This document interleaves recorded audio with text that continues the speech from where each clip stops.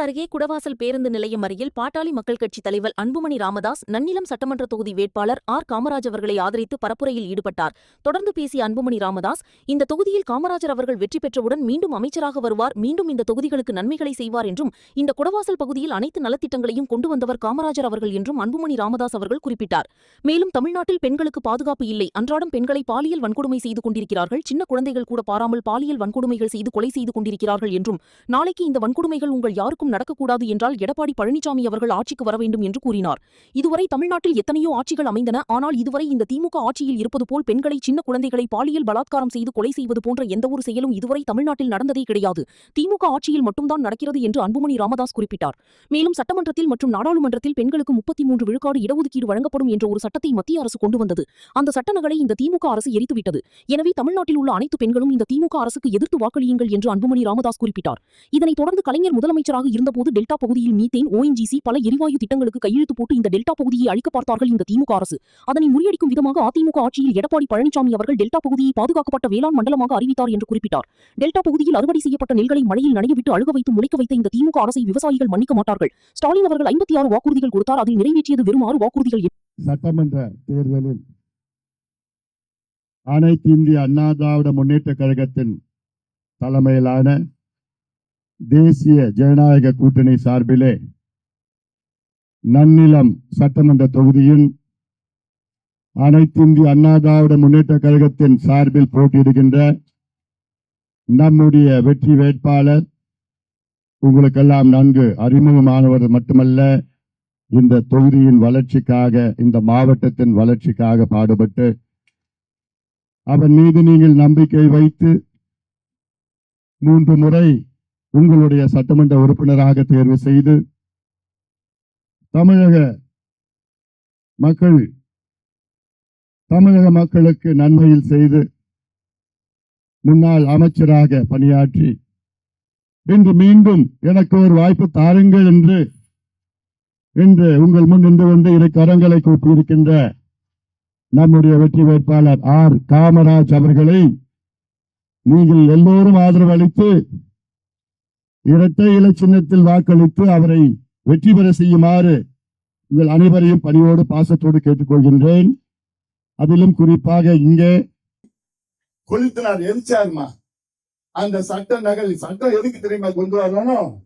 மோடி அரசு மத்தியில ஒரு சட்டத்தை கொண்டு வரது திட்டமிட்டாங்க. அந்த சட்டம் என்ன சொல்லுதுன்னா, சட்டமன்றத்தில் நாடாளுமன்றத்தில் பெண்களுக்கு 33 விழுக்காடு இடஒதுக்கீடு வழங்கப்படும் என்ற ஒரு சட்டம். இன்னைக்கு பெண்கள் நாடாளுமன்றத்தில் மிக குறைந்த அளவில் இருக்கிறாங்க, சட்டமன்றத்தில் மிக குறைந்த அளவில் இருக்கிறாங்க. அதிகமா ஆகணுமா வேண்டாமா? பெண்கள் சட்டமன்றம் போகணுமா வேண்டாமா? பெண்கள் நாடாளுமன்றம் போகணுமா வேண்டாமா? போகணும். அதுக்காகத்தான் மோடி அரசு மத்தியில நாடாளுமன்றத்துல ஒரு சட்டத்தை கொண்டு வந்தார். என்ன சட்டம்? 33 விழுக்காடு, 3ல் 1 பங்கு பெண்கள், அவங்களுக்கு சட்டமன்றத்திலையும் நாடாளுமன்றத்திலையும் இடஒதுக்கீடு வழங்குகின்ற சட்டம். இந்த சட்டம் வேண்டாம்னு சொல்றது யாரு? ஸ்டாலின் அவர்கள். வேண்டாம் மட்டும் சொல்லல ஸ்டாலின் அவர்கள். அந்த சட்ட நகலை கருப்பு சட்டம் போட்டு கொளுத்துறார். அந்த சட்டம் நாடாளுமன்றத்தில் வந்தவுடன் வாக்கெடுப்பு நடந்தது. வாக்கெடுப்புல திமுக அந்த சட்டத்தை தோற்கடித்து விட்டது. ஸ்டாலின் அவர்கள் நாடாளுமன்றத்திலே இந்த சட்டம் வரக்கூடாது என்று நேற்று தோற்கடிக்கப்பட்டது. இந்த சட்டம் எவ்வளவு வன்மம் பாருங்க. ஸ்டாலின் அவர்களுக்கு, திமுகவுக்கு பெண்கள் படிக்கக்கூடாது, பெண்கள் வேலைக்கு போகக்கூடாது, பெண்கள் முன்னேறக்கூடாது, பெண்களுக்கு அதிகாரம் வரக்கூடாது, பெண்கள் MLA ஆகக்கூடாது, பெண்கள் MP ஆகக்கூடாதுன்னு அந்த வன்மமான புத்தி ஸ்டாலின் அவர்களுக்கு. நீங்க பெண்கள்லாம் நீங்க ஞாபகம் வச்சுக்கங்க, எவ்வளவு வன்மம்னா, நீங்க எல்லாம் படிக்க கூடாதா, முன்னேறக்கூடாதா, வேலைக்கு போக கூடாதா, அதிகாரம் வரக்கூடாதா, MLA ஆகக்கூடாதா, MP ஆகக்கூடாதா. அது மட்டும் இல்ல, அந்த சட்டத்தை தோற்கடிச்சுட்டு ஸ்டாலின் அவர்கள் பட்டாசு வெடிச்சு கொண்டாடுறார். இதுனா தீபாவளியா? இது என்னை பொறுத்த வரைக்கும் இது மிகப்பெரிய ஒரு அயோக்கியத்தனம், இது மிகப்பெரிய ஒரு துரோகம், பெண்களுக்கு செய்த மிகப்பெரிய ஒரு துரோகம். அந்த நகலை கொளுத்துறாரு.